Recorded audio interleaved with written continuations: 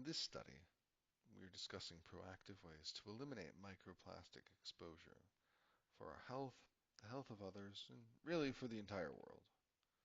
In my last video, I described some of the issues with microplastics, the ubiquity and the health problems that they are associated with. But there is good news.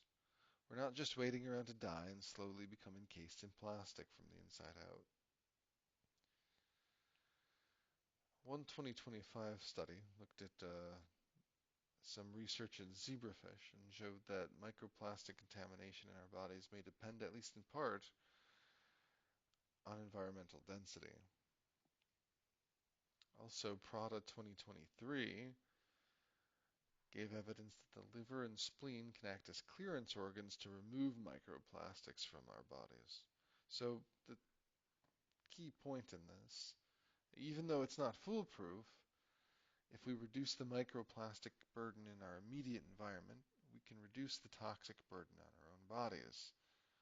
From a practical perspective, this can look like avoiding heating food in plastic containers, which can release microplastics into the food or the associated toxins. So something like glass and steel would be preferable. Uh, Minimizing synthetic fabrics like polyester as opposed to cotton or wool. Switching from bottled water to tap water. Bottled water can contain up to 10 to 100 times more microplastics than tap water. Limiting the use of personal care products, things like microbeads or toothpaste containing them, cosmetics, things like those. Dust. So those HEPA filters can be very helpful because most of the microplastics we inhale come from airborne particles and dust. So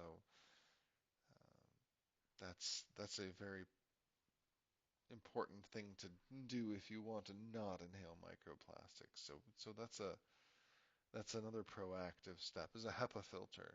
And there's a lot of reasons people might get a HEPA filter. Reducing consumption of plastic foods. Um, Stores often package foods in plastics, but um, searching for other packaging material yourself can be helpful as well. As far as a local community goes, this is actually one place where I think the otherwise cliche of spreading awareness really applies.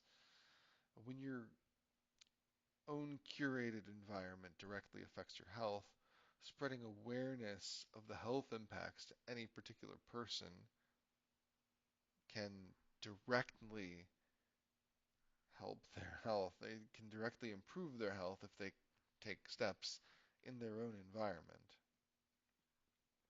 So even something like a small conversation could actually help somebody out.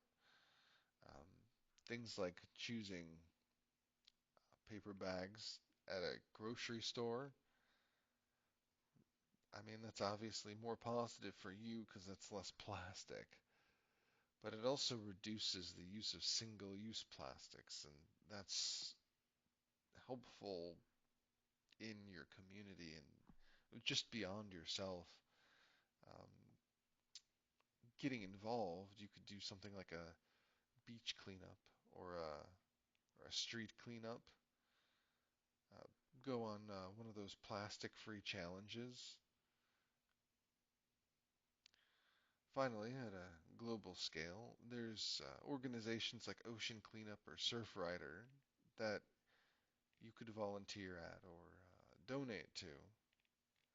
So these are all things that we could do practically to help reduce the problems with microplastic pollution. Another thing is supporting research into microplastics. That's very helpful. So I hope I gave you guys some good ideas. And as usual, all the citations are in the description. If you like the content, please feel free to like and subscribe.